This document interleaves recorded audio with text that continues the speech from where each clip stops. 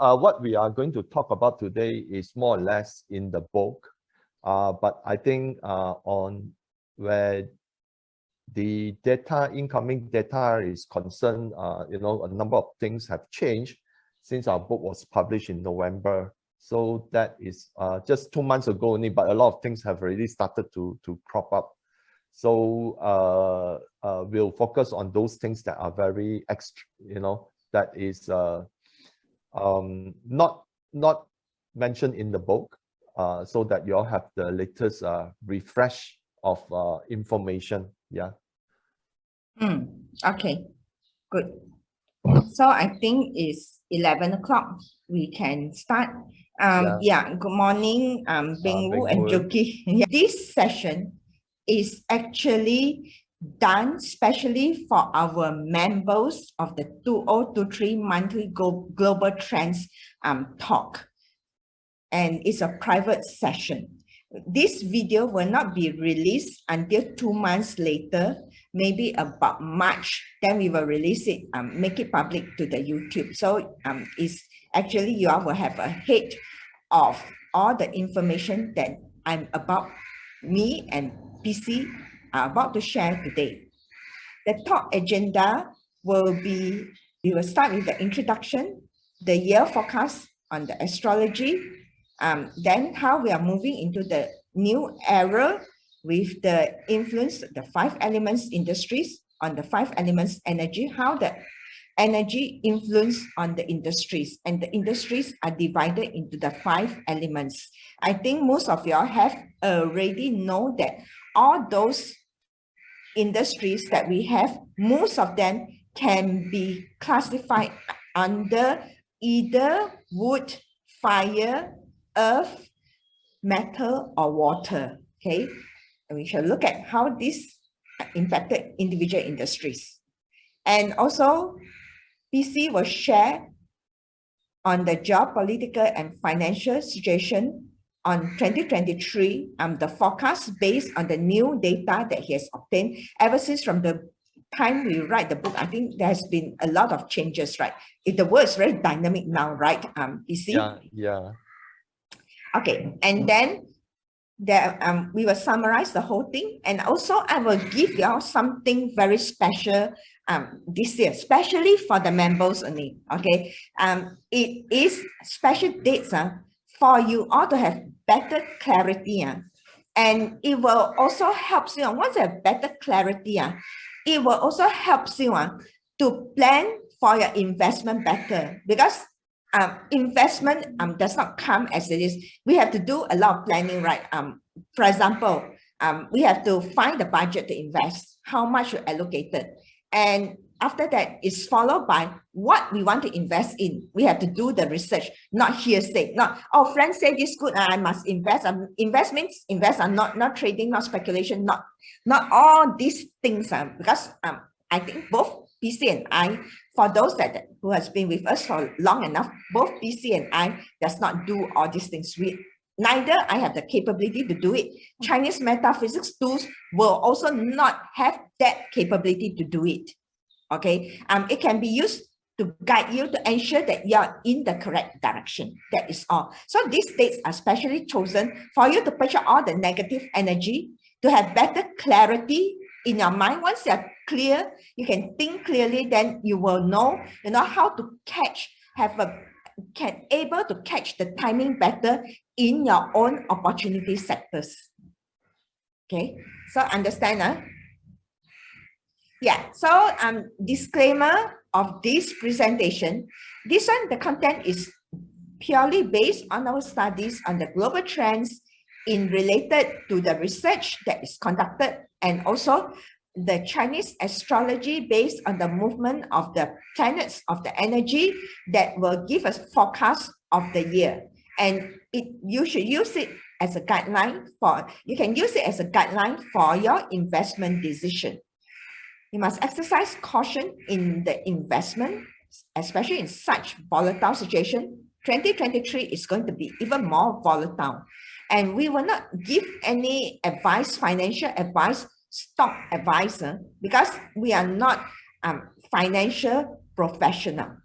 let's go through the energy map of 2023. I think most of you has been to my astrology talk before, and we already know that the fire and the wood is the dominant element with water. Okay, so means that the wood itself will create more fire, and the earth is actually missing from this. There's not much earth, although here there is a hidden element of earth. That means there is very, very little earth. Okay, that means the earth will be there. It is hidden. That means it's not easy to make money from such sectors. However, it is actually an opportunity sector, in other words. Okay, so everyone next year will go into looking into the fire and wood because it's visible and it's prominent. Okay, but not necessary that you will be able to make money in such circumstances. It's just that it will receive more attention. And also in terms of metal, actually there is metal here in the hidden branch. There are two of them actually, because when we look at this, when I go through my astrology talk, I will look at, the heaven, the earthly sand. Actually, there's a third branch called the hidden branch. All these branches, most of these animal signs, they have so-called elements that is hidden in them. When the hidden elements means that the elements still exist, but it's very, very difficult to use, and it's not easy to, to take up. That's what it means. You must have a lot of efforts. And those that can, supply solution that is able to, take out or clash out all these elements, that means the opportunity is there. And also there will be water here on top, because water and water here, that means there will be friends here. There will be some nations that will have, collaborations. Collaboration maybe on the surface, because that means the nations will tend to collaborate more already. Okay, so and also metal in this sense means is supply chain. Okay, I have already talked about all these 5 elements in relation what it means. So the wood here next year, because this is a water, is the vehicle of the chart, means that this represent we are every living creature on this earth. Okay, and what we control here is actually fire. So it represents also the wealth element of the year, and also represents the industries. That means the water is not very strong and the fire is very strong. So the water will have very difficult time in controlling the fire. In other words, that means we will have a lot of problems in money related issues, in the money market, in the financial market. This is what it means. And also the wood itself means that what the water produce outright, because we produce the water will produce wood, means that innovation. That means innovation is going to be it's going to attract a lot of attention, and also the wood industries will attract a lot of attention next year. This is what I mean. And after that, we have fire, but is unable to produce earth because earth is very small. Means that the opportunity is there. You must be innovative enough to create some kind of a solution in terms of your property. So definitely you will have some money making opportunity. And also in terms of metal is needed to create water, to create us, or in the industries, it means that supply chain is going to be quite limited, quite difficult to get raw materials.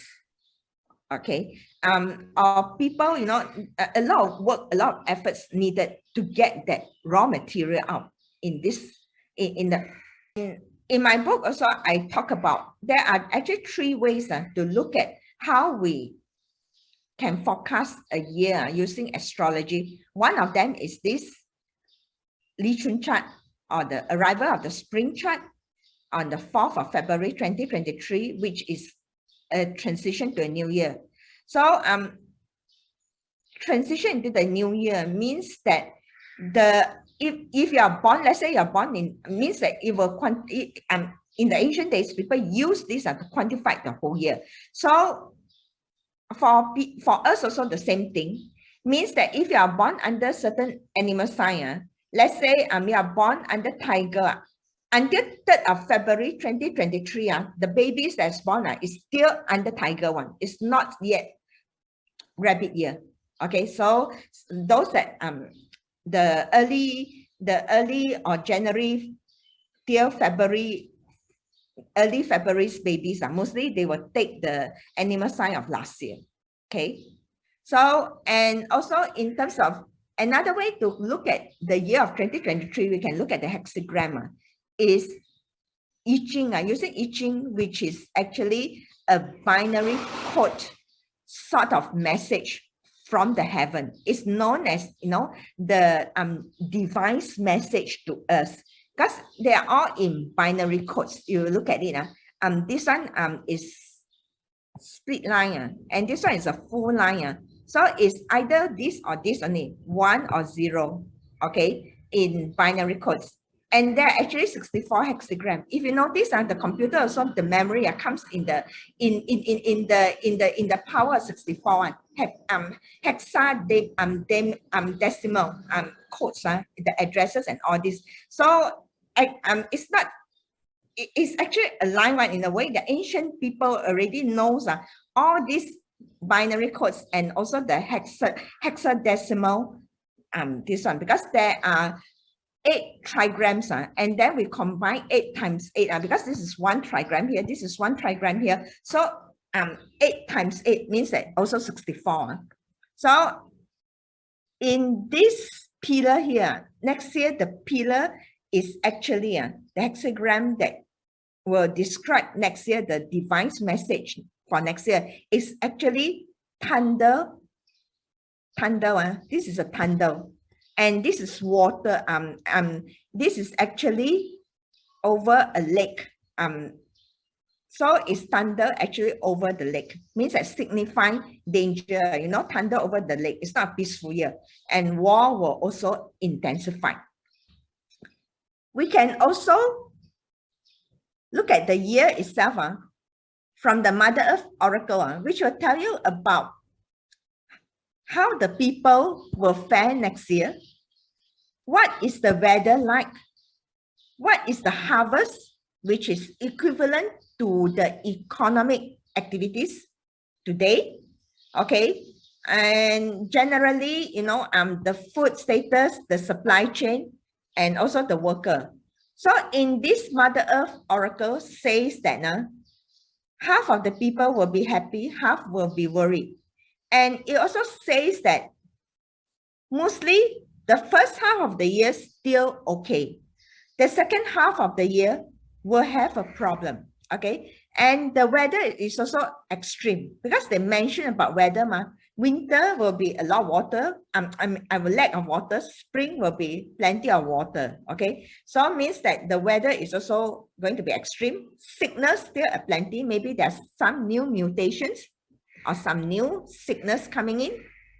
And in terms of supply chain, this one, food storage still good. Actually, it's more on inflation, sorry.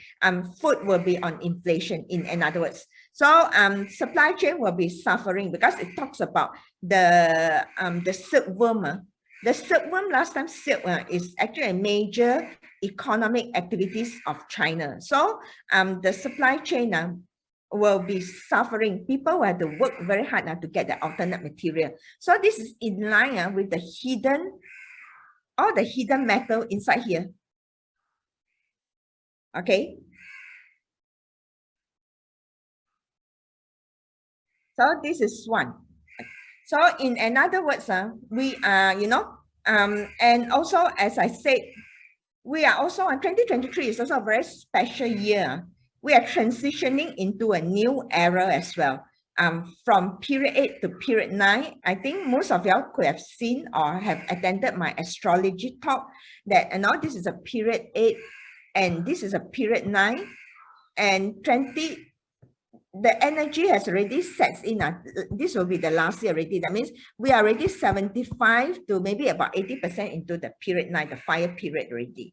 Okay, so and last year and transition of era usually is quite chaotic. So this also explains that the next year is going to be a very crazy, a very volatile year in terms of this one represents finance. Okay, this one represents innovation. And what happened is that this also represents the government. That means the government will be quite weak.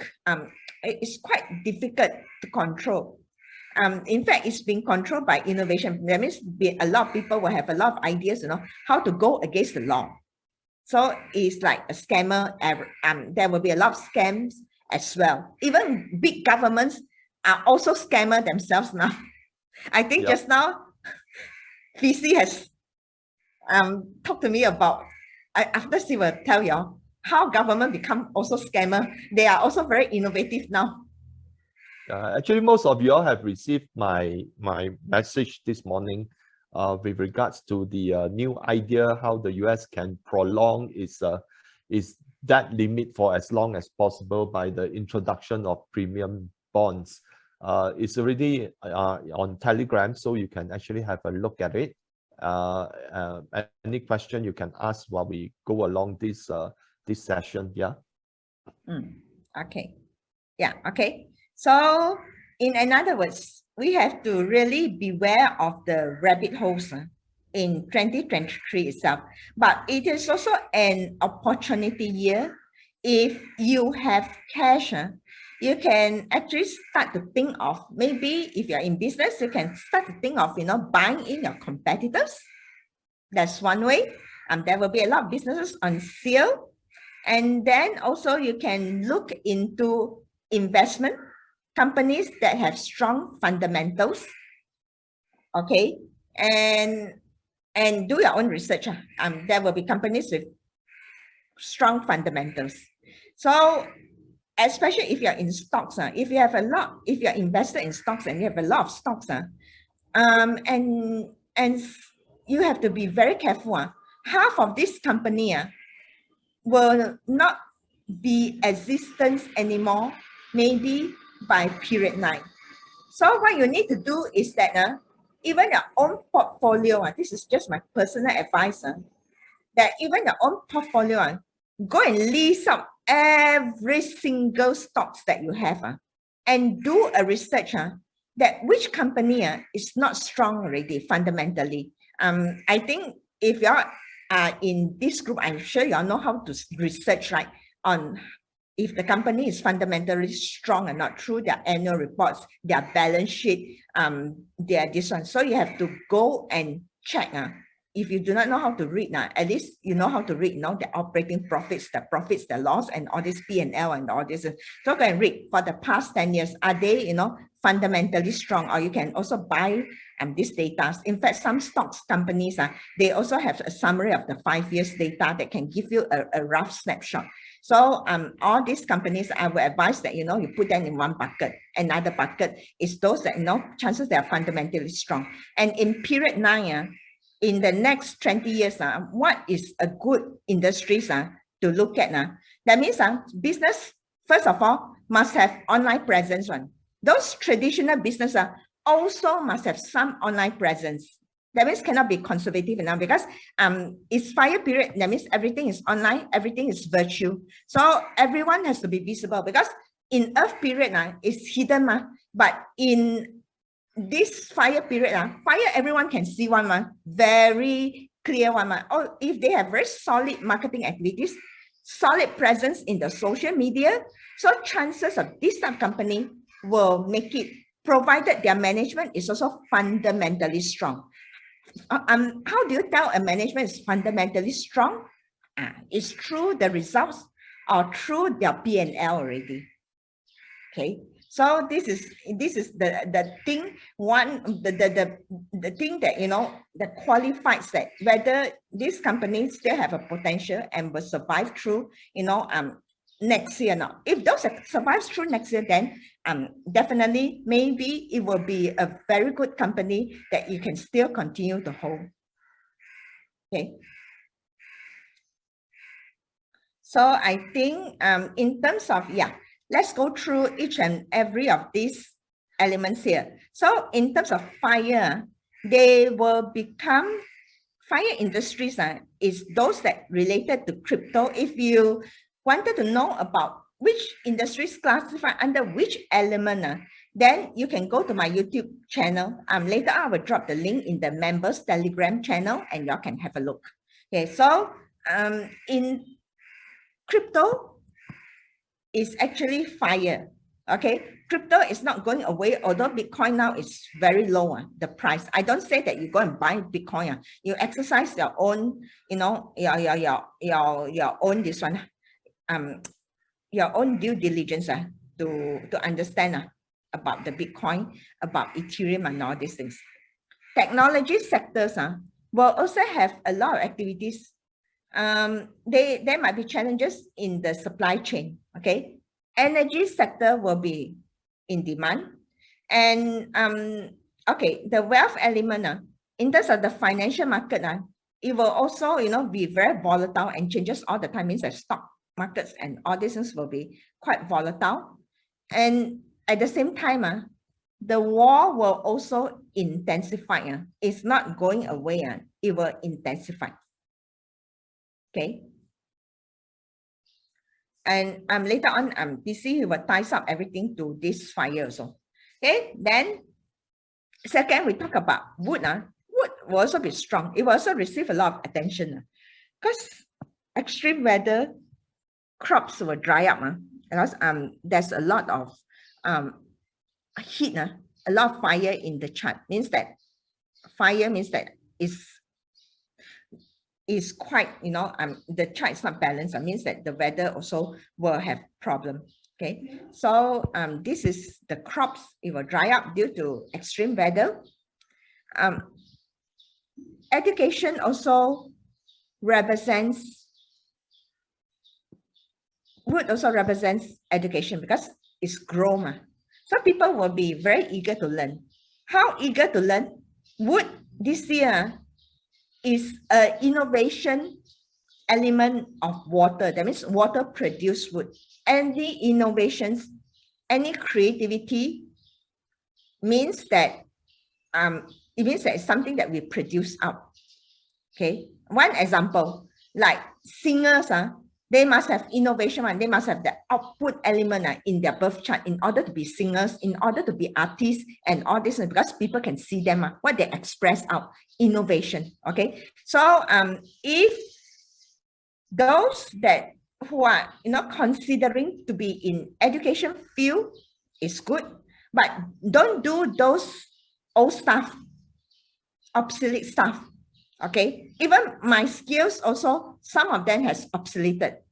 If you are in manufacturing, that I'm sure you have heard of Lean Six Sigma. It's also like obsoleted already. I'm also reinventing myself in a new skills, in a new space, playing with the supply chain and all these things. Okay. Yeah. So actually, Evelyn, if I may interject, yes. What happened during the COVID pandemic and the subsequent logistic problem have demonstrated that, you know, lean management sometimes call for JIT, just in time delivery, if I'm not wrong, to reduce the inventory holdings and so forth. Yes. So JIT is very popular.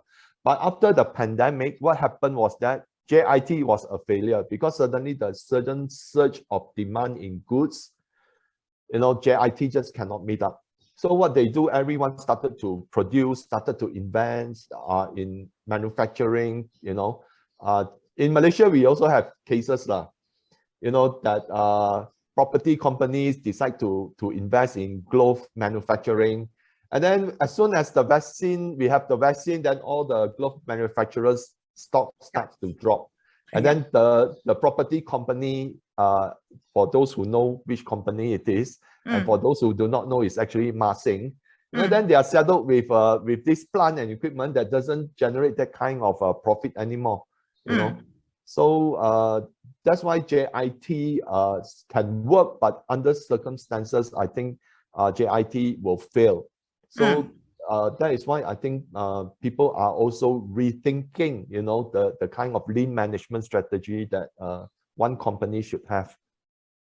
Yeah, okay, because lean part of it, one of the ways is inventory.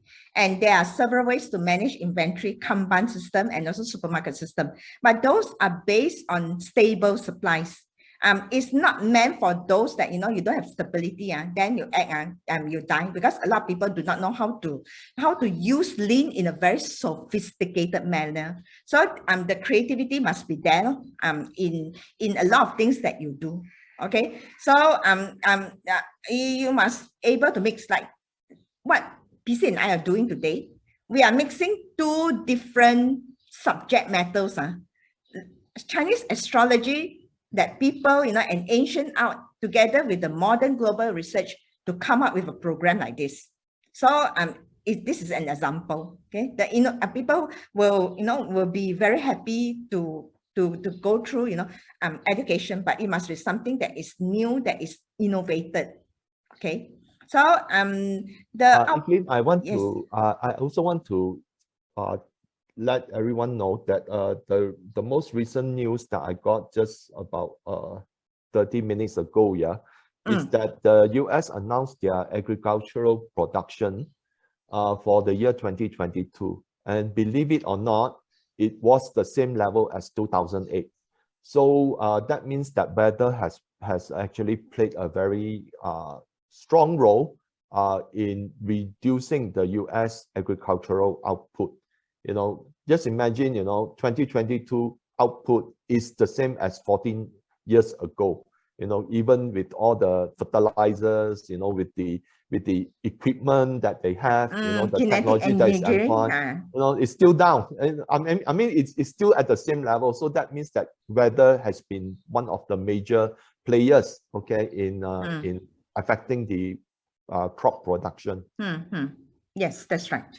So okay, in terms of wood, 2023 will be a productivity output, means an innovation year. It will be better than 2022, but it's also a busy year. And also logistic will also have a problem, because wood will soak up the water. So, and then in a way that, you know, wood is also the innovation element of the year. Okay.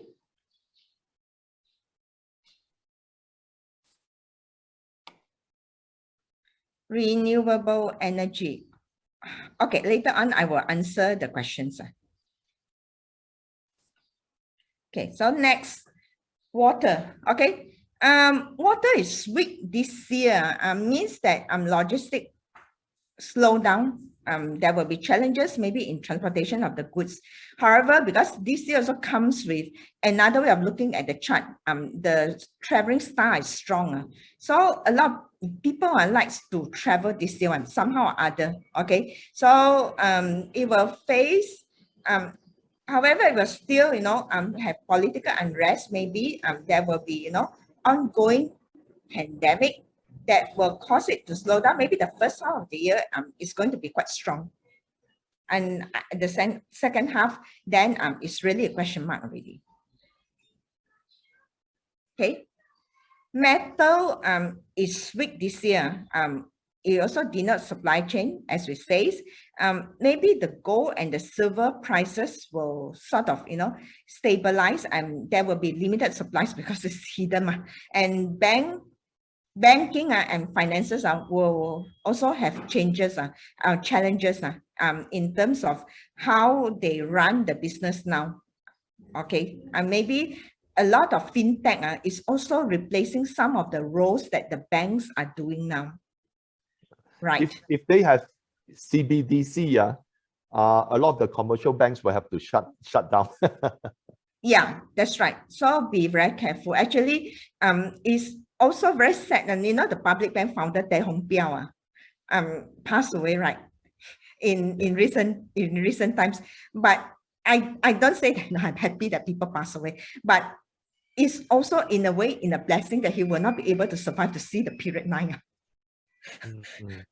Yeah, I think a lot of things are already pointing to that effect. In fact, in the release of Bank of America and JP Morgan financial statement, both of the banks are actually making a provision of loan loss of up to 1 billion. And that's just the first at the end of the first quarter, at the end of the fourth quarter. So, and things are just going to get worse. So I think the provision for loan losses is going to skyrocket. In fact, there's also a separate article stating that Goldman Sachs could face a loss in credit card debt amounting to a few $billion. So that's how severe it is. Yeah, okay, yeah, okay, yeah. So because in period 8, the time was the best time for banking and financial institution also. So in period 9, the trajectory will change. So it depends on how the bank is going to catch up with the period 9 items. Okay, so next is on metal processing. It will also slow down on that. Maybe there will be more alternate materials to replace those metal, processing and all these things. Okay, Earth is also quite weak. Maybe the property will slow down, gradual drop in price, but this also depends on some regions, some areas as well. I think the most challenging part about property is, the best place to buy is still where there's land scarcity. So that's why I think Penang has often, places like Penang, Hong Kong, and Singapore, whatever slowdown they have, they rebound very fast because people see value in them. Yeah, it also related to the feng shui of the area. So sometimes these are all interrelated ones. So because feng shui, the mountain dragons and everything will forever be there one. So unless it's been destroyed the landscape, then it will be a different thing altogether. But all this is also related to the feng shui itself. Okay, so in terms of geopolitical that I can look at is that there will be a rise of the dragons, the China. And because in period 9 also, it's estimated that China will be one of the superpower. Okay, it's already coming up. And then US will have challenging year. Could be also due to natural resource disasters. If you know feng shui, the 5 flying stars is now in northwest next year. So this one will also have an impact on US because the transition itself is already quite bad because in period 9, US will not be the center of the growth or the attention anymore. And then moreover, the transition year 2023, they have the star number 5, so it is going to be quite challenging for them. It looks like quite challenging, and now the data also pointing that it's quite challenging, right? Yeah. Okay, so I think that's it from my section. PC, you want to share your own screen or how? Yeah. Okay. So later on, I will give you some some good dates if you're interested in. Okay, and I will answer some of the questions also. Okay, so I think okay, I'll just take over from here. Now let's look at the according to the priorities. What are the trends in the fire element? Now some of you might have attended my chat with Cassie Lau yesterday under under our collaboration. But for those who have not, I'll share some of the slides. But some other things that I've not discussed over there, I'll discuss here as well because certain topics just didn't match with the theme for that talk. Yeah. So now the most important thing about the energy crisis is the falling energy return on investment. Now this bell curve actually shows that adjusted to investment dollars, okay, adjusted for inflation, the same amount of money that was invested a century ago can actually deliver 100 barrels of oil. But adjusted for inflation, the amount of money right now can only deliver 11 barrels of oil.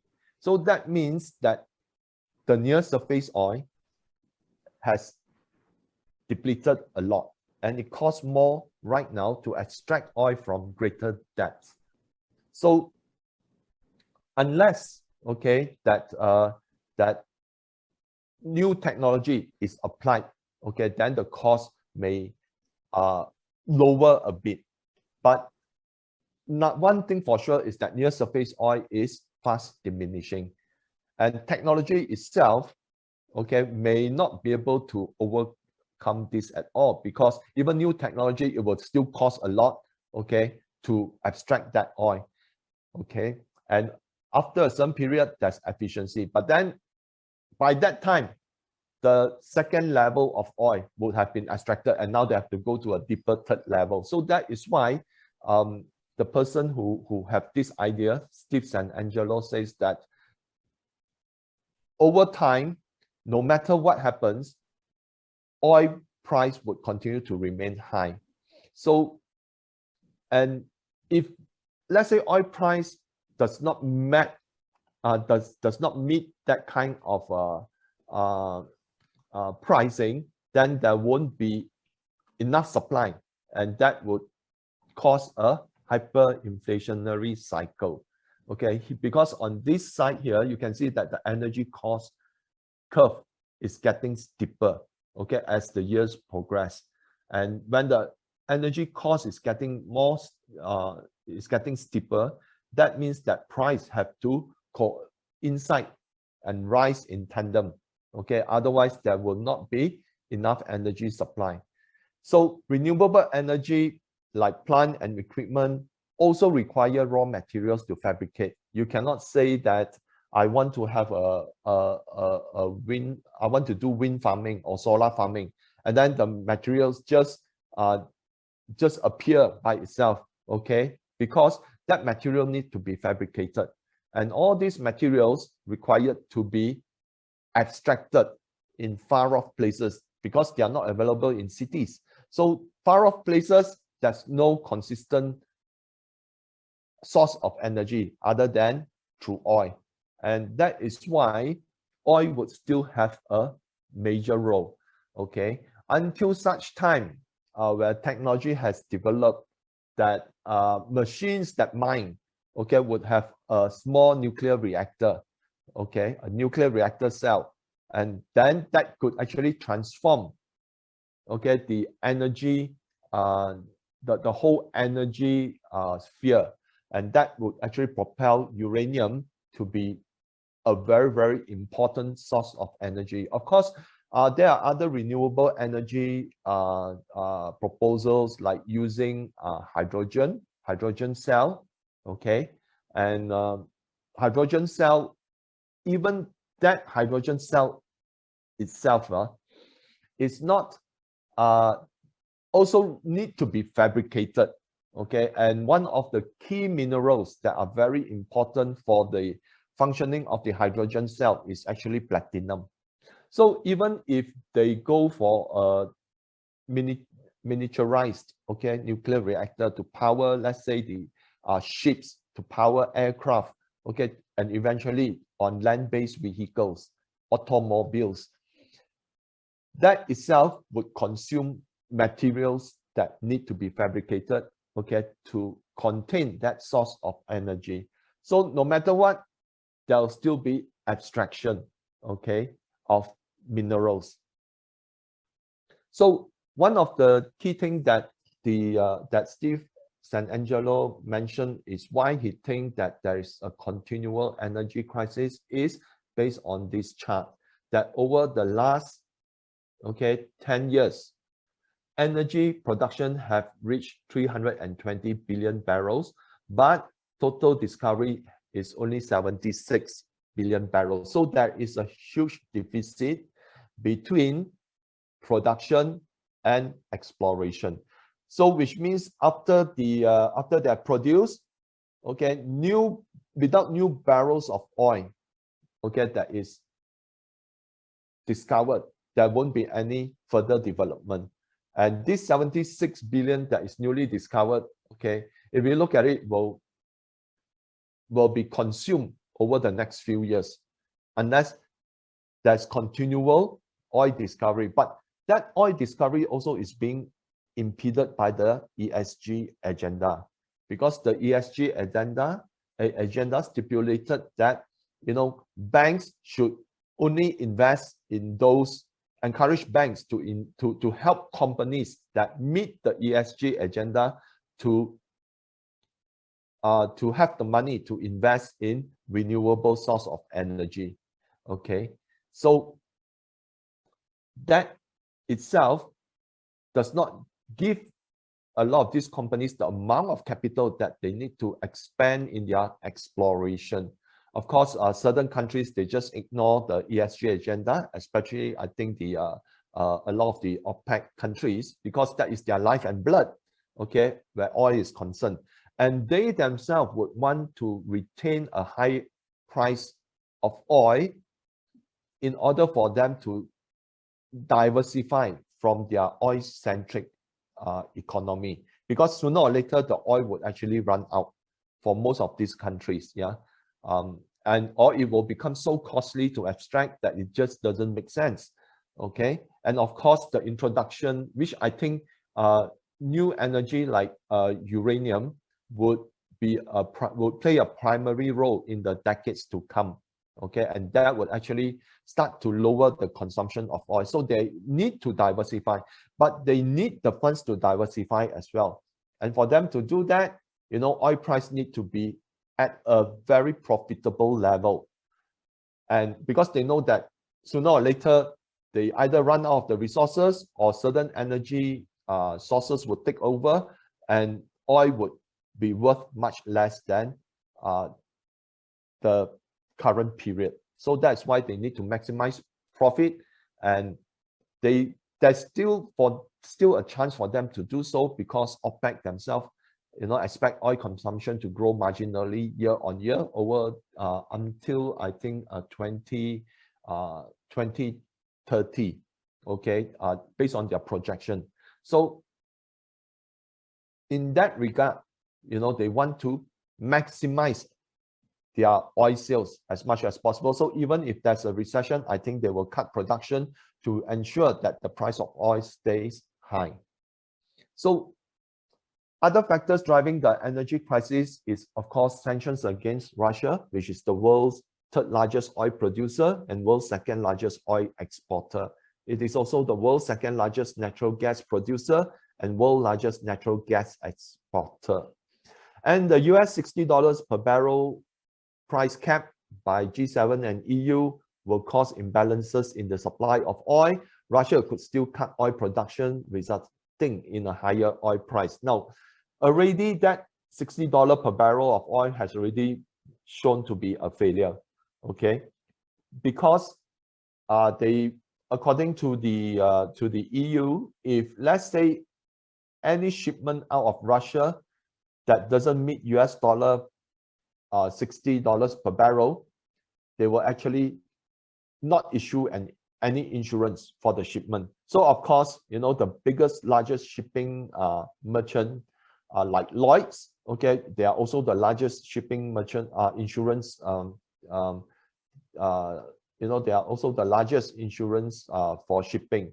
So Lloyd's will not participate in those insurances. But what happened is that China, Saudi Arab, India, they have their own insurance company, and they say, well, we'll take it up. So that these countries like China and India, they're actually buying Russian oil, okay, but still selling to EU at a premium price. So that is why, you know, in China, there's a lot of activities of LNG shipping, as well as oil tankers, new builds. Normally in the shipping industry, they call it new builds for new ships that are going to be built. Okay, and they have seen escalation. In fact, there is one company in Singapore that is in the shipping industry in China that has done pretty well. Okay, if let's say you have invested in that company a few years ago, you know, with its current dividend is equivalent to 10%. The company, if I could recall, is Yang Zhejiang, if I'm not wrong. Okay, so that particular company has seen a lot of new orders simply because, you know, there's a huge demand, okay, for the export of LNG and oil. And these companies that they are building ships, even though the economy will tank this year, they will still survive because it takes their order book, you know, is a few years long. So that is how when even though the industry may face you know, recession, oil demand may drop, but as long as it has been contracted, okay, the ships will still get built and they will still get paid. So this is how some companies have done well under the circumstances. Okay, not a stock recommendation, but you know, you need to do your own due diligence if you want to look at that stock. Yeah, so of course I mentioned just now OPEC production cut. Okay, if recession hits, then China reopening will exert pressure on the oil demand, just as the US needs to refill its SPR. Now, the US have not done any refilling of its SPR ever since February 2022. And so far, it has declined by 36%, the latest, if I'm not right, if I'm not wrong. Yeah.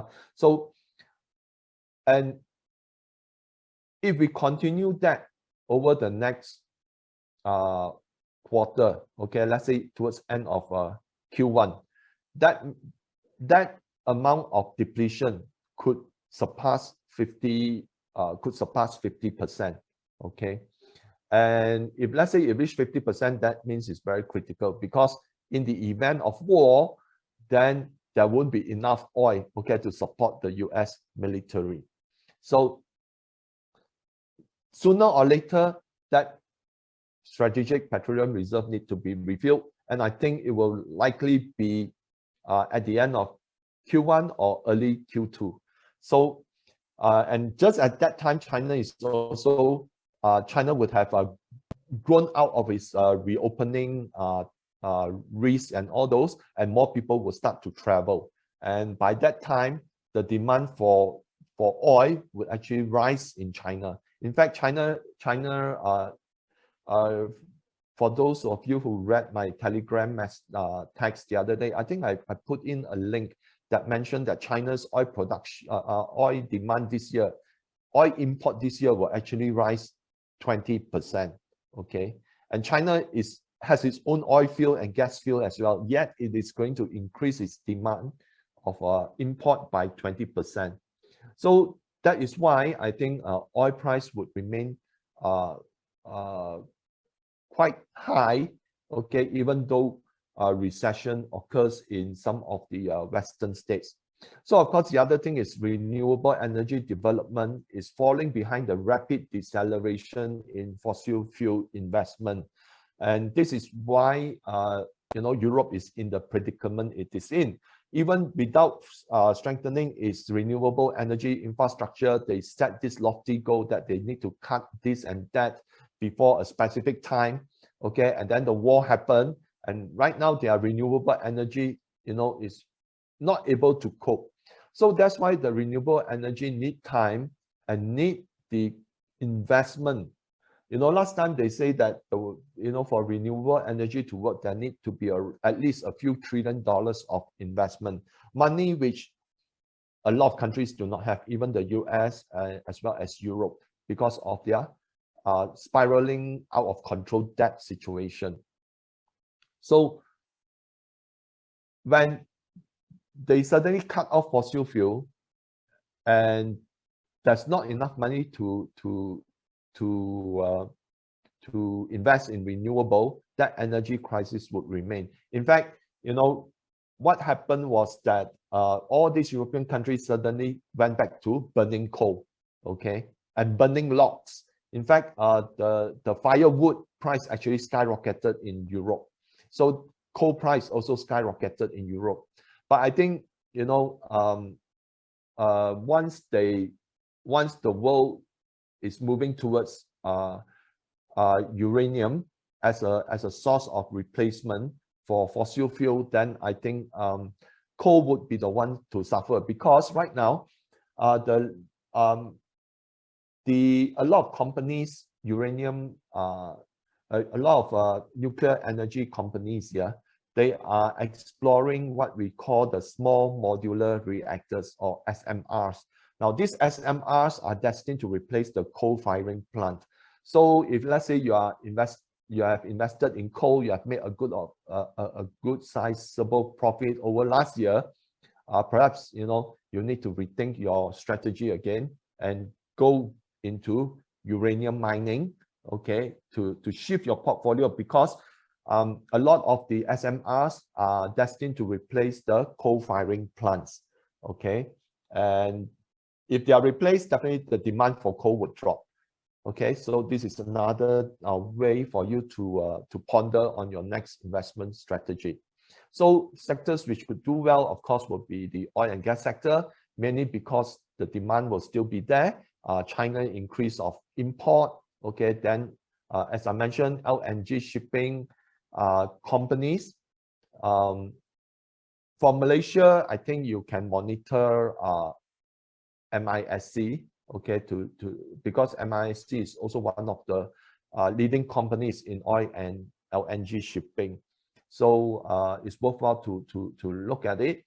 And I think that bulk carrier may not be suitable, because a lot of the bulk carriers made a lot of money last year because of coal. If let's say, you know, they start to move into replacing the coal-firing plant with SMRs, then the demand for bulk carriers would actually drop. But because of the shipping, okay, of LNG and oil will continue, so this sector would perform much better, because there won't be enough uranium to replace fossil fuel, okay? And building a nuclear reactor costs billions of dollars. And based on the latest data from the EIA, 60% of transportation still use fossil fuel, and renewable energy or clean energy represents less than 40% of the total energy consumed. So that means oil and gas still and coal still accounts for the more than 60%.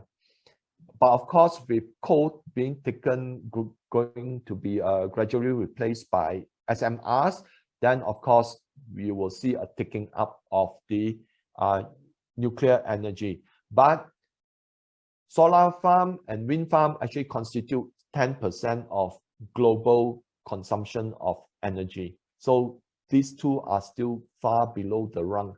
That's why I think nuclear would actually move ahead at a much faster pace. Okay, but the uranium shortage will not happen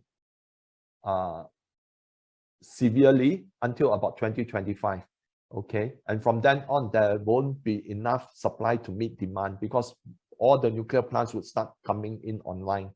Okay, and a lot of those that are currently in, you know, nuclear plants that are currently generating power right now, they would have or is going to sign long-term contracts. And the long-term contracts previously has been around, you know, 3 years, 5 years. Right now is being prolonged to 7 to 10 years long.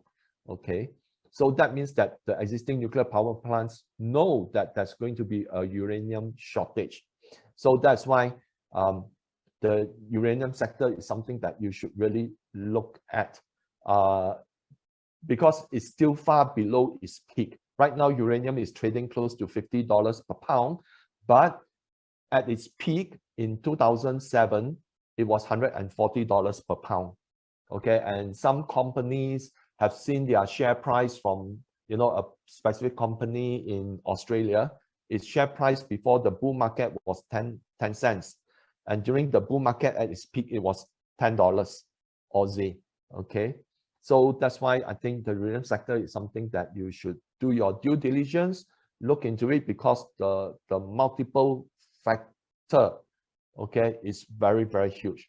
Of course, the other sector to look at is China renewable energy sector. In the book, I already mentioned that because of all the banning of Xinjiang, and Xinjiang is the world's largest solar panel producer. You know, if you ban that, you know, you are going to buy slowly from US or buy slowly from within Europe itself. Their production capacity is not huge, okay, and therefore it will be costly.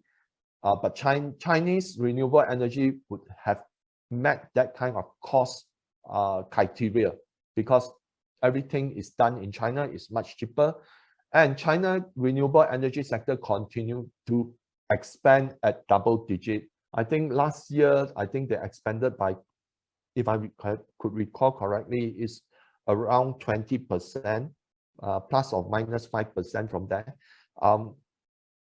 And therefore, their renewable energy sector will continue to grow.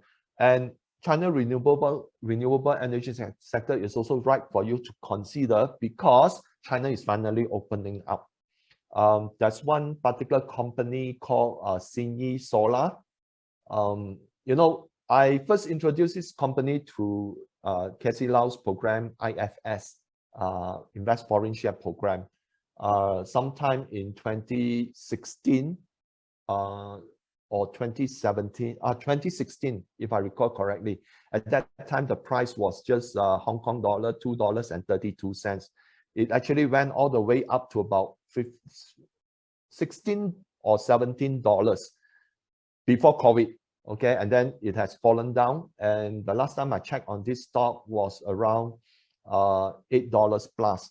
Okay, so it has fallen more than 50% from its peak. So with China reopening, then the energy consumption will also be high. So one of the place to look at is to look into this kind of renewable energy sector, where the price have actually fallen heavily discounted from their peak in recent years, probably pre-COVID peak. So these are the sector that you should look at. Okay, but it must be the Chinese renewable energy sector, because elsewhere, you know, the cost of production of the materials will be very, very high. So whatever stocks that I name, you know, it's not meant to be financial advice. Please do your own due diligence. Yeah. So the other trend is, of course, the technology. I think technology will be the main feature, especially with regards to the technology war between US and China. Okay, and US chip manufacturers will be under pressure due to limitation imposed on exports to China, will discourage these companies from allocating funds for R&D, since it is costly and not lucrative without the Chinese market. So you imagine that if you are NVIDIA and you have already spent $2 billion to come up with the world's best performance chip, but you're not able to sell to China. Okay, you're only able to sell to the companies in Europe, okay, or in Asia, or in US itself. Okay, but you know, this chip is very important for, let's say, for AI interpretation of self-driving cars. But where's the world's largest market for self-driving cars? Is actually China. Okay, so by restricting that market, I think it will discourage companies from really spending a lot on the R&D, because it's a very costly affair. So, you know, US tech companies are already laying off staff. Okay, Amazon, Meta, Coinbase, Salesforce, and Micron Technology, Micron, which is actually a semiconductor producer, have announced that they will lay off 10% of their staff. So this highlights weakness in the US tech sector. So meanwhile, China will begin producing photonic chips in Beijing this year. And on 23rd December, Huawei submitted a patent application for an EUV lithography scanner. Now, this reminds me of a news that I read a few years ago, where the CEO of ASML boasted, even if we give the plans for China, okay, to build an EUV, they won't have the talent to build it, okay, and China would take a very long time, before they can finally build one. But I think they really underestimate the determination, okay, of the Chinese tech companies. So they have already filed this patent, but it doesn't mean that they can immediately start, building an EUV lithography machine themselves. But it is a start. So Huawei has already mentioned that they will continue to pursue this diligently and aggressively, and because Huawei Huawei has a very strong chip development team. But the thing is, whatever chip that they develop, they cannot manufacture. Okay, previously their keyring chips was actually manufactured by TSMC. Okay, so TSMC have already rejected Huawei. So that's why they need to really pursue this to be able to be, to continue developing better chips for the future. So China is reported to be mulling 1 trillion funding to leapfrog its tech industry. But so far, this is just a suggestion, okay, by Jeffries, and Jeffries is actually a stockbroker. So, but then there's also a countering report in Bloomberg that some analysts are saying that China just do not have the funds to raise 1 trillion. Okay, but I think whatever that is done right now in China, I think China will play it on a very low key. Even SMIC, which is already producing 7 nanometer chip, is not saying that in their report. So in their report, if I remember correctly, there are only two segments. One is above how many microns, the other is below how many microns. Okay, they no longer state like last time they produce 28 nanometer, they produce 90 nanometer.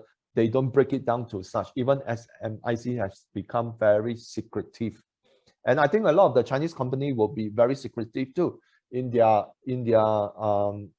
financial reports, because they do not want to be seen, okay, as giving a reason for US to mount further sanctions and so forth. Yeah, so I think China tech industry could see exciting development in 2023, and if let's say you are interested in investing in the tech sector, I think the Chinese tech sector would be a better option than the US tech sector on a comparatively basis, based on PE ratio, okay, and on the potential basis, and based on the market potential, okay, and the development potential and such.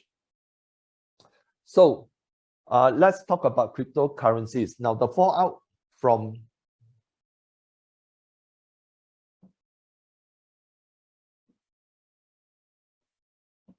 FTX saga will force government's intervention by implementing sweeping regulations. Now, this FTX saga has actually caused a lot of angst among the people who actually promoted, okay, FTX. And before that, they were saying that, hey, FTX is good, is outside of government jurisdiction, there's privacy, there's freedom.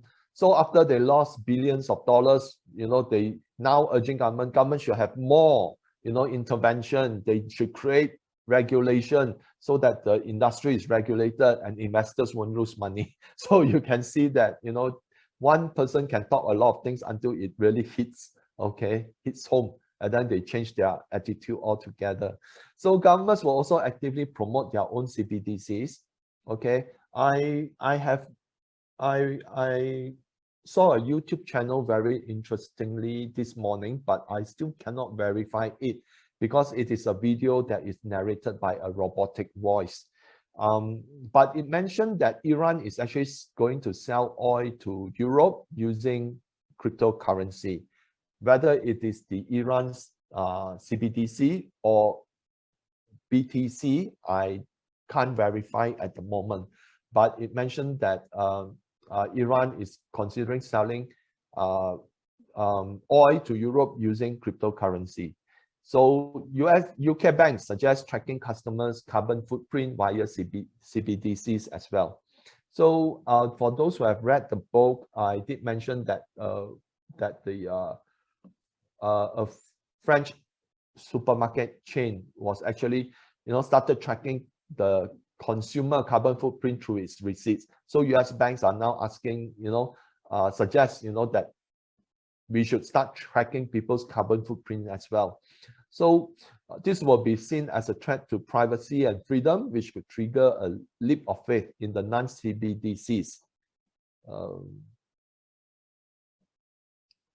or mainstream cryptocurrencies. And it will come down to the survival of those with resilience in applications and relevance as a store of value. So some of you might have seen a news article that I sent that in Russia, the cyberbank, okay, which is one of a major bank in Russia, has tokenized gold as a digital asset. So that means their digital currency that is issued by the bank is actually backed by gold. So that is why how cryptocurrencies will revive. There are a lot of different interpretation. Okay, just as I say some months ago that eventually, don't be surprised if one day one exchange will say that its BTC is backed by gold. Okay, it could also happen because the failure of the exchanges have shown that if you have a token that is backed by cryptocurrency, it doesn't instill confidence. Okay, that is why when so many of the exchanges fail, it caused the entire collapse of the exchange. Because Bitcoin is backed by nothing, and the token that is backed by Bitcoin, okay, doesn't mean anything. So that is why I think don't be surprised if there will be people that one day BTC, an exchange that works well would be one that says that it is backed by BTC and gold. Okay, so that could also happen. So that is why I think the cryptocurrency is still very new. If we want to look back on the evolution of money, okay, from gold, itself is about 5,000 years old, and cryptocurrency is just about 12 or 14 years old. So it will continue to evolve. Okay, but I think the tokenization of gold could be one of the better options. Okay, so that could also lead to different type of evolution of cryptocurrencies eventually. Now, of course, some cryptocurrencies have their own nature, that their value lies in their applications. Okay, like Ethereum. Ethereum may not need to be backed by anything, but by virtue of its ability, okay, to be used in multiple applications. So that gives that cryptocurrency its value.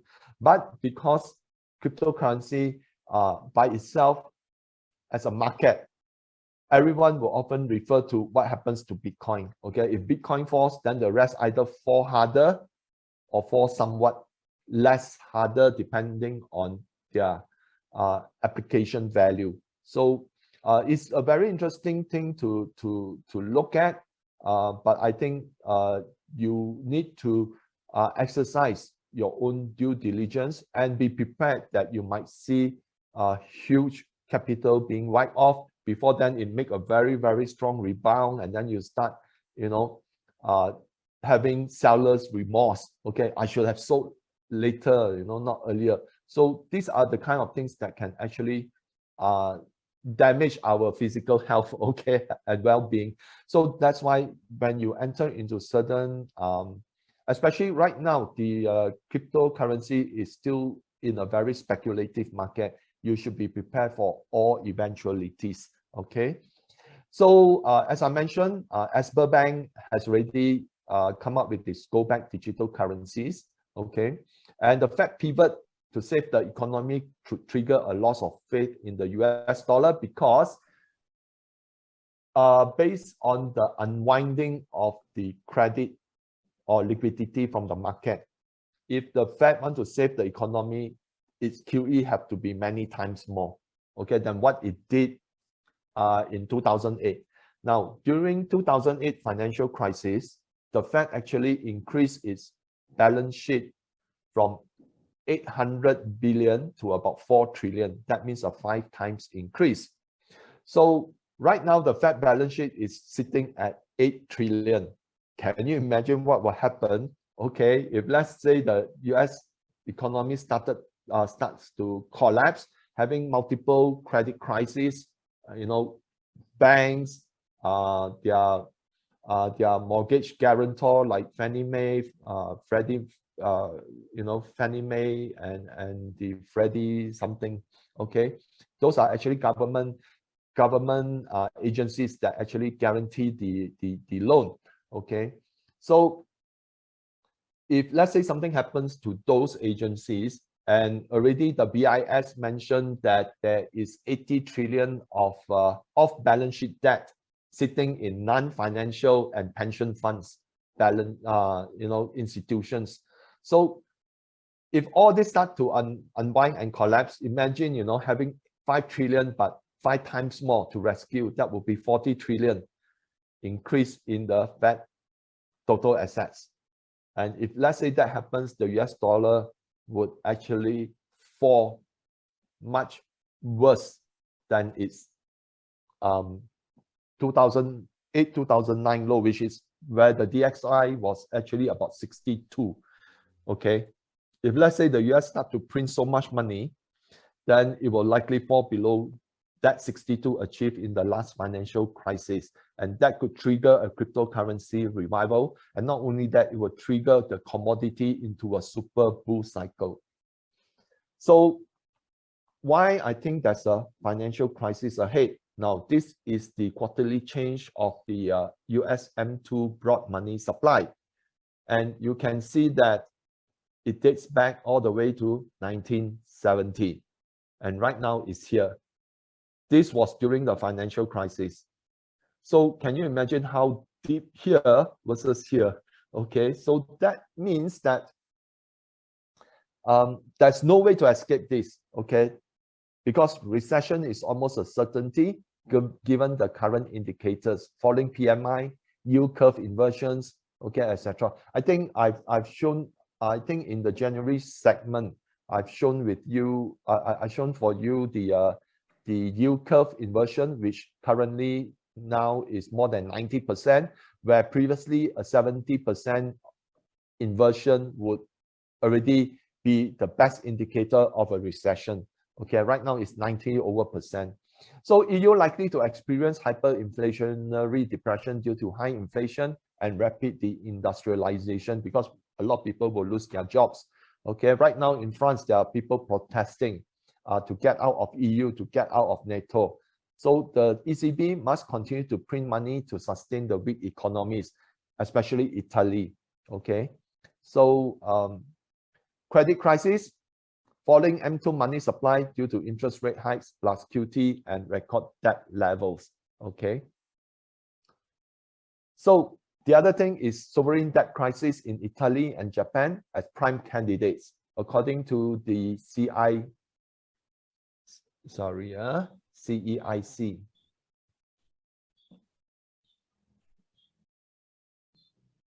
Italy's debt to GDP is 666% total debt. And while Japan's total debt is 1,325%. Okay, just put the word total to clearly state it. So can you imagine Japan having a total debt of 13 times its GDP? That means that debt will never be repaid. Okay, and here we have Japan right now saying that it will invest 315 billion to expand its military to counter China. So one wonders, that 315 billion, where that money is going to come from. Yeah. Then of course there's pension fund crisis. UK pension funds are highly leveraged. BOE needs to step in to bail them out. The crisis will continue to spiral out of control if the BOE continues with its interest rate hikes. Then we have a broken financial system, and according to the BIS, there's 80 trillion sitting in off-balance sheet accounts of pension funds and non-financial entities. So this 80 trillion is a trigger, pension fund crisis is a trigger, sovereign debt crisis is a trigger. There's right now multiple triggers that can actually evolve into a financial crisis. And the other thing is that mounting central bank losses as bonds and investable assets tumble in price because of higher yield, resulting in major losses. The Swiss National Bank recently announced a loss of 143 billion in 2022, its highest in its more than 100 years history. ECB also warned that it could face mounting losses, okay, based on the Financial Times publication on 12 December. And Seeking Alpha, an investment blog, estimated that the Federal Reserve could lose up to 260 billion in 2023. And yesterday I sent out a chart that shows that up to the end of 2022, the Federal Reserve is actually sitting on a loss of more than $22 billion. So that's why you should avoid financial and non-financial institutions, especially insurance companies, okay, banks, because all of them are interlinked to one another through their dealings of forex swaps and interest rate swaps. Okay, all these are derivatives, and on top of that, they also hold bonds or investment assets of other banks as well. So that's why a network of very important banks, they call it G6, globally systematically important banks, that they are linked all together one to the other, and there are dozens of them, that if one fall, it will create a domino effect. Okay, so that was why during the last financial crisis, they when Lehman Brothers fall, it start to sweep over to Bear Stearns. So that's why they immediately cut it off, allow Bear Stearns to die, okay, Lehman to die, but they pump in money to all the other stock brokerages. Merrill Lynch merged with Bank of America, and another few. JP Morgan took over a few other another few financial institutions. So they merge all this, give them the money to merge to avoid it from causing a domino effect. But at that time, the debt was not so high. Okay, right now debt has increased almost 180% versus 2008. What I mean is global debt, okay, has increased by 180%, and the Fed balance sheet has ballooned, okay, from 800 billion before the crisis right now to 8 trillion, okay, and 10 times more. So that is why the next crisis is going to be much worse. This is in line with what the narrative of the astrology energy, right? Yeah. So that is why you should avoid banks and all these things. Of course, if you want to mention what about Singapore banks, Malaysian banks, I think they are relatively safe in a way, okay, but then you cannot rule out that if a financial crisis happens, it can trigger a similar crisis here. If let's say that we face a housing crisis. Okay, for example, a recession that is so deep in the US that is spilled over to Asia, and then what happened is that a lot of people start losing their jobs. Okay, because if multinationals start cutting jobs, they will cut everywhere. Okay, then it affects the people here. So if the more people, the more people lose their job, what happens is that, they will fail to meet their loan repayment deadlines. And that is why it can cause an increase in NPLs, okay, like what happened in the 1997 Asia financial crisis. Okay, so it can spill over. And if let's say there's a lot of NPLs, then the banks will be in trouble. Okay, so that is why banks are actually very internationally connected. So it's best to maybe limit the exposure. If let's say you're holding banks in this region, you might want to shift over to those that are going to be winners in the next cycle, rather than holding it because it has been good to you over the last 10 years. Okay, so these are something that you need to maybe re-strategize. Okay, so like even for Singapore banks, 3 of Singapore banks are actually in a research that I did a few years back. 3 of Singapore banks are considered to be the world top 20 in terms of safety, okay, and security, which means that they are very, very strong. Okay, even those 3 banks also would see their stock price fall drastically during a major recession like in 2008. Okay, Singapore is even more because it is internationalized. Their financial relations, okay, is internationalized with other banks, and that is Hong Kong as well. Okay, and that's why they will actually suffer to a certain extent if let's say a major credit crisis erupts. Okay, these are the things that you need to be aware of. Yeah, Evelyn, you want to add something?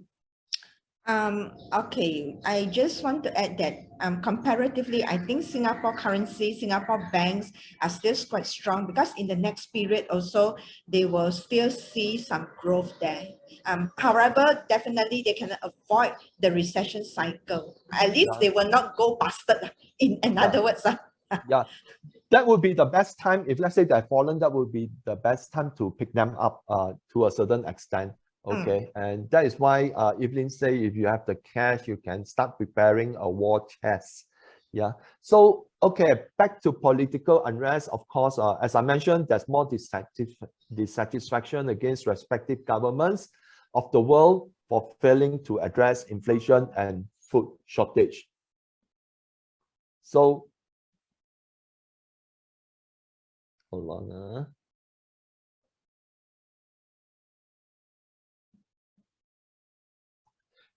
So in the EU, the citizens are facing severe energy shortage, inflation, and loss of jobs due to rapid economic slowdown. So we could see more strikes, demonstrations, and riot. Rapid decline in UK and EU economy, more draconian laws to limit protests. UK actually initiated a bill that will limit protests. Some governments may collapse. Okay. Then war of attrition in Ukraine. Russia is in no hurry to end the war. The objective is to wear down Ukraine and NATO militarily, economically, and financially. So US will continue its effort to instigate military confrontation between China and Taiwan. Objective is to set back China's economy and create unrest. So right now, US has convincingly roped in Japan and South Korea. And recently, due to certain immigration tension between China and South Korea news did a poll and say that 60% of South Koreans willing to fight China, okay, for if they invade Taiwan. So I don't think China will invade Taiwan. It's just that to what extent the US want to push Taiwan towards declaring independence.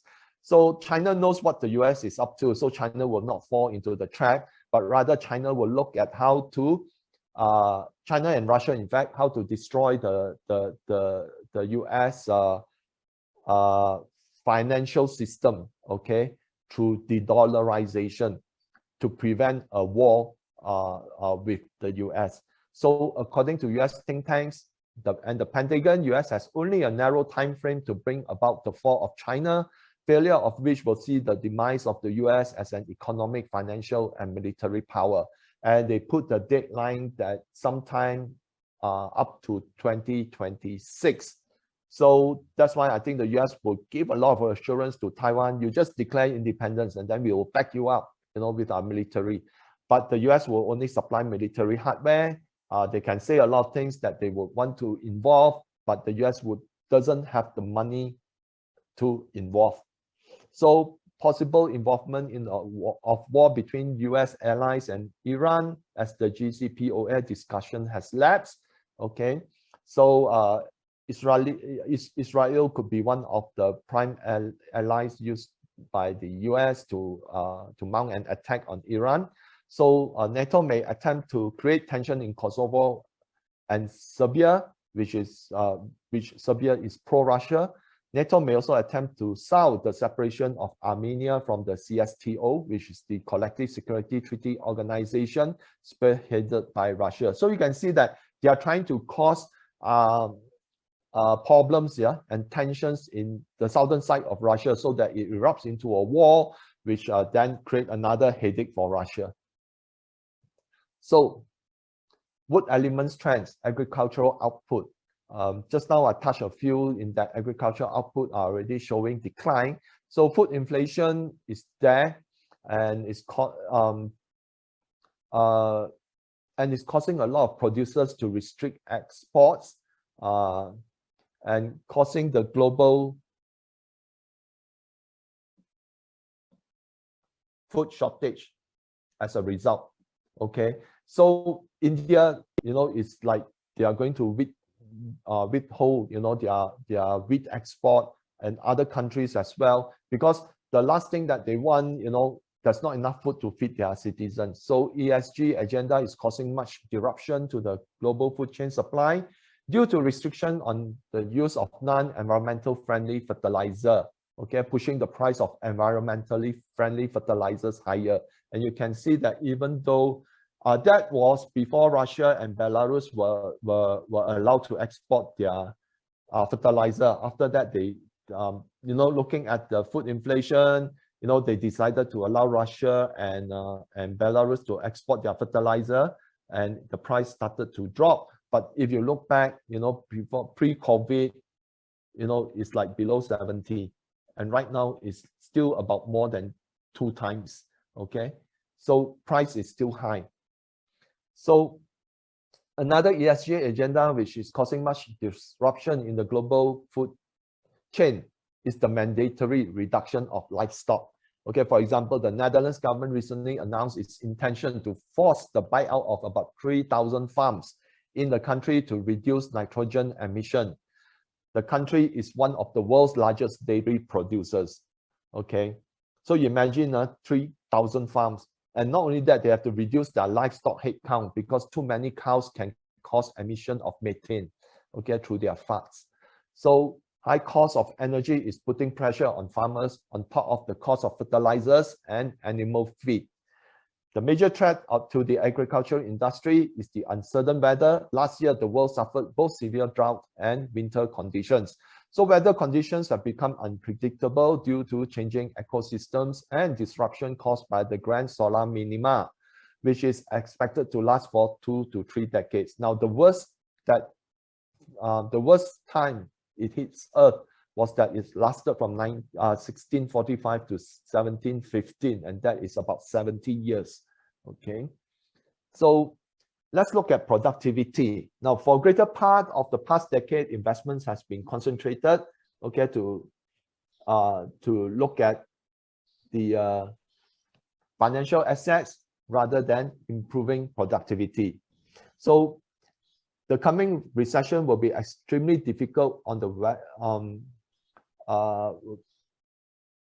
Western debt-based economies, as many have lost their industrial production capacity. So because a lot of it they spend on financialization of asset rather than investing in their production capacity. So what we have then is a high stock market, but low production capacity. So Asia could see increase in productivity as trade with China flourishes. In fact, right now, China is the world's, most of the world's countries' largest trading partner. Yeah, this could cause an imbalance in global economies, resulting in suffering in some and growth in others. Now, due to this imbalance, it could also affect the global supply chain and hence the logistic industries as well. And education, so often it takes a crisis for the world to rise up. So in this regard, you will see people learning new skills and seeking new knowledge to keep up with the hard times. Corporate education and training will focus on improving cost efficiencies and productivity amid the hard times. So companies that help nurture other companies, okay, or help them to improve their management, okay, those companies would thrive, especially consulting companies in the consultation business. So education in technology and application of digital platforms will also be the front runners. So water element, logistic. So due to worsening of economic conditions, logistic, air, sea, and land, okay, will fall, okay, as global consumption fall. So shipping companies will be affected, save those which are energy related, like this is LNG shipping and this is oil. Okay, so real shipment across the BRI will do well. So if there are those companies that own not only ports or harbors that ship goods, okay, but those that also own logistic centers across the BRI, those companies will also do quite well. So shipbuilding companies with sizable contracts on oil and LNG new builds will do well. Travel and tourism, China opening will help the travel and tourism industry recover. Recent tension with South Korea and Japan will benefit. Sorry, some typo error.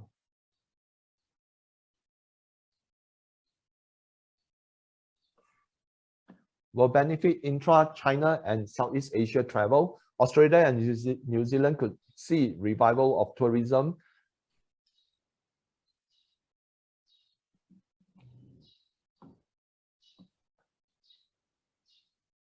As they depart from the West narrative, because they are loosening restrictions as well. So due to the decoupling of the West from China and anti-Chinese sentiments, there will be less traffic to North America and Europe, except Russia.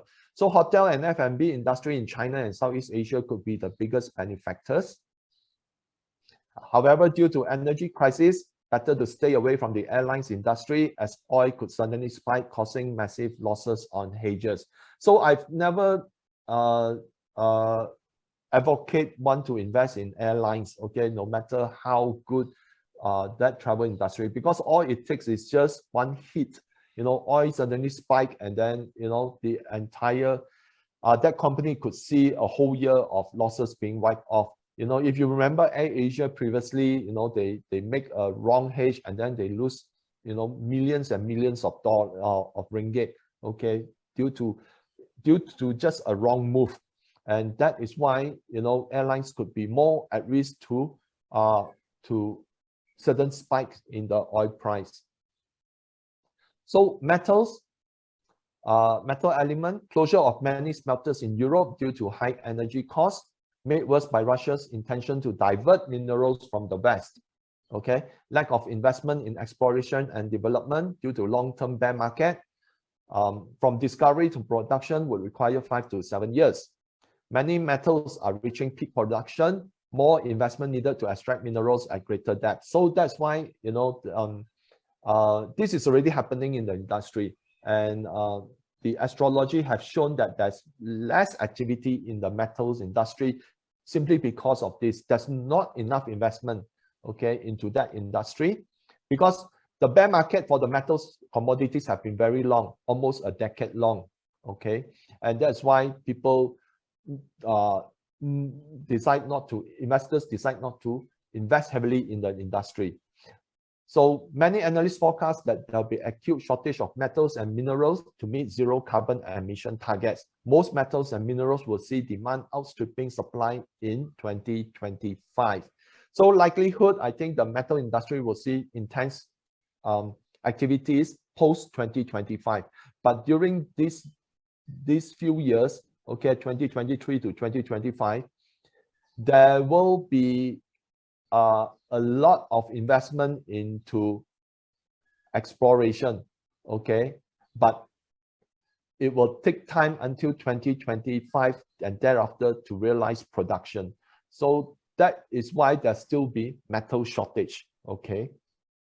Now let's look at gold. Now the gold is, gold continues to leave the COMEX warehouse, okay, and right now, ever since February of 2021, 40%, 40.6% of gold have already left the COMEX warehouse. And then LBMA warehouse, has fallen by 6.1%, although it doesn't look huge over here, but the LBMA vault is also the vault where all the ETFs kept their gold. So a lot of this gold is not for sale, but it's kept as security or as the gold that backs the ETFs, okay? But sometimes they do borrow from the ETFs to sell into the market to lower the price to buy back up. So that's why the LBMA and COMEX are often known as, manipulators, okay? They manipulate the price of gold by force selling it, and then when it's cheap, they cover their losses, and then they able to restock back their gold. But right now, the demand for gold is too huge because China has been one of the biggest buyers that have been selling US Treasury to buy gold. And this is the silver. Again, you can see a lot of silver has been moving out from the COMEX warehouse, 25.6% overall, but registered is 77%, okay? So this is the LBMA. You can see that it's steeper than the gold, okay, and since then silver has fallen by 27%. So these are all the inventories that's leaving, and that goes to show, that a lot of people are buying precious metals as a hedge against global uncertainties, inflation, and central banks that have gone crazy. So in terms of finance, so due to many problems highlighted in the financial market earlier, banks and financial institutions could face mounting risk. So I will not repeat what I've said earlier just now under the fire element. So best to avoid this sector. So earth element, crisis ahead. I think I shared this chart before, and you can see that houses, this was when the price of houses peaked at the peak interest rate before it started the housing crisis. And since then, the price of houses have already increased 40%, and mortgage rate has fallen from 7%, but it's still at 6.63%, still above the part when it was 6.21% in December 2006, before causing the collapse of the housing industry and the global financial crisis 1 year later. So there's always a lag between hiking interest rate and the effect of interest rate. The effect is often a laggard, about 12 months lagging behind. So that's why, the Fed started hiking aggressively around Q1 and Q2 last year. And therefore, we will likely see a major recession or crisis hitting us sometime late Q1 or early Q2. So it will start to evolve itself into a crisis, but not a major financial crisis yet. But it will likely be a housing crisis or a credit crisis involving some banks, and then it spread. The problem spread bigger and bigger, and then it become a full-blown crisis, probably during Q3 of this year, if we were to judge the trend of what happened in the last financial crisis. So, okay. Back to you. We know that 2023 is going to be a challenging year, but as well as an opportunity year. So right now is that I do have like a 3 solution for you guys to emerge as a winner in 2023. I think some of you has already taken my solution, and you are very clear that on what to do. I even give a wealth analysis pie chart that what to do and how to diversify your portfolio in this time. And the 3 solution will be, one is on your life energy, that you understand your life energy and you can correlate and look at what sort of energy externally and what sort of things that you understand yourself and you can do to get better and to navigate through 2023 to capitalize on all the opportunity. Another one is that you can also look into your wealth analysis of your own internal energy. I think some of you have already subscribed to my free wealth energy analysis on this one, and understand that everything that we invest has to be aligned with our own internal energy to see the opportunity better. Or you can do a 12-month planning to execute your activities aligned to your energy. Okay, I also promise that I will give you some dates to clean your negative energy, because Chinese New Year is coming. We will need to clear out our energy. So these are all the SOP. I will drop it in the Telegram. Like, you need to cleanse your body first, then you have to use bath salt to clean out your body after you have cleansed normal bathing and cleaning from top to toe, from head to toe. So after that, you have to use bath salt to wash out that scrub to sort of wash off that negative energy, because sometimes we go somewhere, we accumulate negative energy. We have people that around us that are very negative. We also sort of suck our energy out, and we also accumulate negative energy. So negative energy is a noise in your life energy. Okay, it will disrupt your frequency for you to think better. So this is important. This activity is important. Don't overlook it.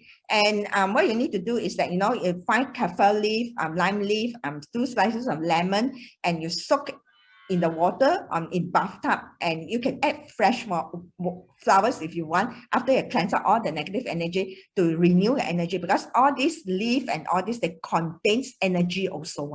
They contains fresh, renewed energy. It must be fresh leaf, and lemon slices and all this, they also contain life energy that for you to absorb, so it will help you.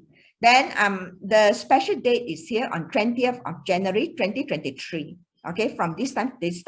So after you have cleansed, this is whole day, sorry, on the 20th of January, after you have cleansed, you will, at 9:15 p.m. Is a good time for you to sort of clear your mind and tap on the power of the universe energy that you, at that time, the strength is very good. The signal is 5 bar.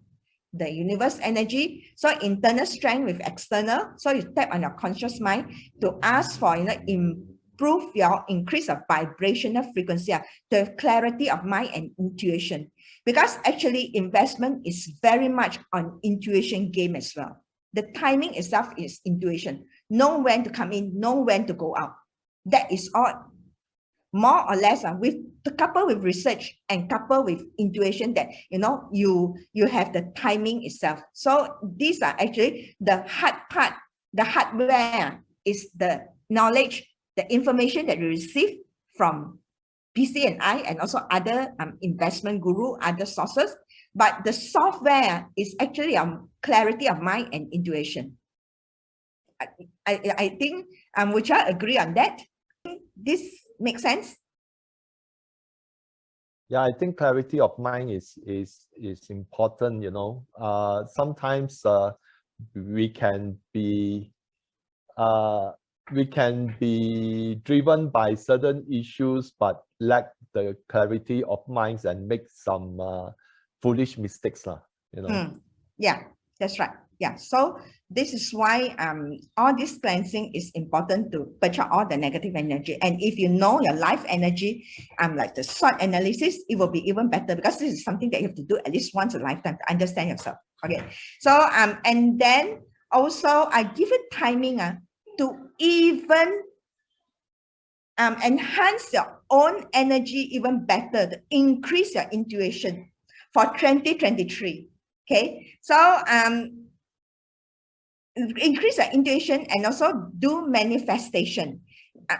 Manifestation is actually very different from making a wish. I personally do this every morning. I can tell you that. Okay, so it has served me very well. In my investment also, it served me very well. Okay, so in terms of manifestation, it's like you require action plan and of law of equivalent exchange, not that just make some wishes and hope something will fall into your lap, not like this, but at least you manifest already, it will vibrate your internal energy frequency to attract something into your life, or maybe dopamine that can help you to remove obstacles related to your wish, your manifestation. Okay, so this is the reason why we need to do manifestation, because when we manifest when we have a higher frequency, money actually vibrate at a very high frequency. It's a currency. Actually, money is an energy. So when we vibrate at a higher frequency, we will also attract more opportunity, good opportunities in our life. So this is why it is important. And these are the dates for the manifestation, the back direction. If you know Qi, if you do not know, it's okay. If some of you have some knowledge on Qi, you use according to your destiny palace. If your destiny palace is not here, you can PM me if you want to. But if you're not, that is not important. These are all the dates that specially I have already selected for you. How you do manifestation, the SOP of doing manifestation is here. You have to first of all clear your mind first. No noise in your brain, in your mind. So think of the goal, your investment goal. That has to be a SMART goal. You go and Google SMART goal. If some of you have not heard of SMART goal, I think most of you have heard of it. Then you don't just say that I want to increase my income, not specific. So you just vibrate at the frequency that is very general. So you attract general things into your life. You have to think of a goal even before you start writing. All these times that I've given you at the timing is when you write the goal. You don't have to go, manifest like those meditation type. Even writing is also a manifestation, because you have clear your mind already. That means I write the goal. That means I have already vibrate at that frequency to enable me. I just give you an example. Enable me to have intuition with the market trends, so that I can see market trends better with better timing, and I will make 20% more profits compared to last year in end of 2023. This is my action plan. You will also need to have action plan to achieve your goal. So you write down all these things. This is a form of manifestation already. Because I know some masters tells you to count. You can also do that. I also count 64 to 1, or maybe some will tell you that meditate and all these things, and then think of it. So if you cannot, some people they cannot meditate because they meditate, they go somewhere. So one of the ways is to just write it. Writing is also a form of manifestation. So you can also, if you want to learn why we do not achieve goals, you can go to my YouTube video later. I'll drop a link here also. And then at the same time, I think self-healing is also very important. Okay, especially for for people that comes to a certain age, even for younger people, sometimes you injured yourself accidentally and all these things. So you can also have self-healing dates. These are all powerful dates where the self-healing energy frequency will open, the portal will open and align with your life energy. Then you will, these are all the instructions given. I will put it also in the Telegram group. Later on, you can read on how to do this. It can count 64 to 1, this one, and then you have to, you know, ground yourself, because Mother Earth is a very good sort of a grounding things. You can ground, you know, negative eon down to the Mother Earth. This is how you ground your body, you know, to the you have to sit on the old rocks, on the park and all this, to like push your energy down on whatever pain that you have, push it down. And you can do multiple times. You can do, like, you know, I give you all this, that you can do all this if you have, you know, like sort of, you know, pain in your body that you want to get rid of. So it will help you to to clear off those pain and the negative chi, so that you will feel more refreshed.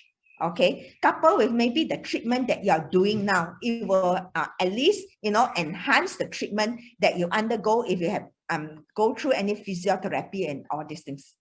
So these are the dates that are given to you. And also you can also tap on the environmental chi, that you use more of 8. This is more of feng shui. At the south sector of your house, use more of 8 next year. Maybe, you know, the chi is better, the energy is better, that enable you to think better. Okay, so these are all the things that I prepare especially for you all, you know, to renew yourself, renew your energy, so that you have better intuition when it comes to your investment. Okay. And okay, so on the summary here, I will just give a quick summary. Prominent sector is that will receive a lot of attention will be technology, energy, crypto. These are all fire. Okay. And then the financial market will be very volatile. Potentially there will be recession, or potentially in fact it's almost certain. Okay, I think I agree with PC studies that it's almost certain. Then property will weaken in certain ways, and then the war will intensify. And if you're in manufacturing, I think it will be very busy next year. So the rich and poor gap will widen. So either you go up or you go down. That's all. Maybe the middle class will, you know, will go up. The good news is, or either they will go down. And also it will be coming to the rise of the China era. You can slowly see that they are rising. So I think PC, you can do your summary, and then we will also, you know, answer some of the questions which I have not answered. And then after that, I think we can call it a day. Yeah. So as I mentioned, recession is almost a certainty based on certain charts with regard to the yield curve inversion, negative growth in broad money supply. So all these are very strong recession indicators. Of course, falling PMIs as well. Okay, so there's potential crisis across the financial sector due to the pooling of credit, and there's also brewing housing crisis. Coming data, if you want to look at, will be the US housing data, which I think could see the data coming down even more strongly, because the 30-year mortgage application has dropped to its lowest in 27 years. And 27 years means it's even the last low, you know, not last low, the last housing crisis in 2008, the mortgage application was higher than even current. Okay, so that is why it goes to show that there's going to be a housing crisis as well. So energy crisis and inflation is here to stay, as I mentioned earlier. Intense tech war between US and China, it will be continuing. Geopolitical tension will remain high across several hotspots. I think the war in Ukraine will intensify, and my greatest concern would be it will turn up into another Vietnam, because from initially just the supply of money to weapons, right now there's going to be supply of high-end weapons, okay, from ordinary weapons to high-end weapons, and US and NATO special forces are reported to be in Ukraine. Then they have now advisors in Ukraine. So all this actually is similar to Vietnam, okay? And then finally, boots on the ground. So if let's say that's boots on the ground, then we are looking at a very major war event in Europe. I think the US would instigate China to start a war, which I think China would just, would just play the patience card, okay, and wait until the US economy, its financial is internally destroyed by their own federal government through all the debt and all those things. Yeah. So there's going to be global imbalance between supply and demand, and this will of course affect the logistic industry. So these are the primary things that you should take heed of. Yeah. So Evelyn, back to you. Okay, I think we will need we will need to answer some questions here. I still have some questions which I'm not unanswered. So Beng Wu was asking, is renewable energy under fire? Yes, it is. Then will the agriculture sector be strong under wood? Agriculture sector it's not that strong in terms of money. It will receive a lot of attention because of the limited food supply or maybe the inflation of the food. This is the meaning of it. When you have some elements that's more prominent in the year, in the spring or Li Chun chart, means that that sector will receive a lot of attention. Okay, Richard. Then Evelyn, I also like to add, if you look at the reverse side of it, if let's say there's going to be a lot of weather that affect the production outcrop, and there's going to be food inflation. So one of the things is to actually buy agricultural stock, okay, that actually will benefit from the rise in the the crop price. Okay, for example, a few months ago when there was a wheat problem, where they already banned Russian wheat, and then India stopped exporting wheat, and Ukraine cannot export its wheat. Wheat price actually jumped very, very high, and those companies that are involved with the wheat price, that sells wheat, actually went up in price as well. Okay, so this is one way you can look at the reverse effect of it in terms of food inflation. Yeah. Okay, and then Beng Wu was asking, how about properties in Klang Valley? Okay, I cannot really tell you that which property is good, which property is bad in Klang Valley, will it be good or not? Actually, normally I buy property, I just do, I will look at the area first. The area in terms of, you don't even have to know feng shui, whether the area is booming or not. You have to do your own research, whether the area is booming, the traffic is good, the flow is good. The flow is good, but the traffic is good or not, the dead end road, something like this, means that it has a good chi, okay, good energy. And also, look at even the mountains and all this, are they nice mountain or not? So this is one of the ways that I look at properties. And besides that, I do my own forecasting. I use Chiman. If you all know what is Chiman, I use Chiman forecasting to buy properties. In fact, I just bought a property in 2019, I think. If you are in Penang, you will know where the property is. It's in Queen's Waterfront, which is now the hottest property in Penang. If you really want to buy properties, I think you will need to PM me already. So because property can be a liability, it can be also, an assets or an investment that makes money, and it also can be liability one. It's no joke one, because when it's not making money, you have to really pump a lot of money into the property. In terms of stock investment, okay, you can mix. Actually, I'm not saying that US company is not good, because some of the US company already have international presence. Although how bad US economy is, they were still once strong before. They were the giants before. So maybe you would look into diversified more into some Chinese company that has potential. Okay, so I hope I have answered the questions of this one. Anything, anyone, anything? Yeah, I think those I've already answered, also because China is in the period 9 where it is rising, so is one way to look into having some Chinese stocks. And if let's say you are very worried about Chinese companies, whether through their audit and or reliance and such, one of the key way is to look into the Hong Kong Stock Exchange, but then with companies exposure into China. So there are a lot of renewable energy companies that are operating in China but are listed in Hong Kong.